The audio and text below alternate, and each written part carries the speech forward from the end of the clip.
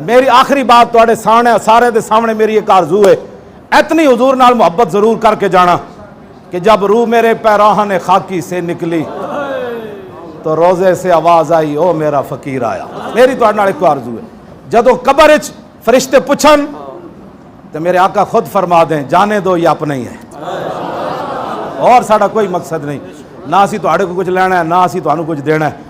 इतना तो होवे ना यार, जिथे बहना ही सोना है। देखो ना सारे बार मिट्टी के ढेर हैं सारे। मैं कराची तो लैके पिशावर तक गया, मिट्टी का ढेर है इंसान।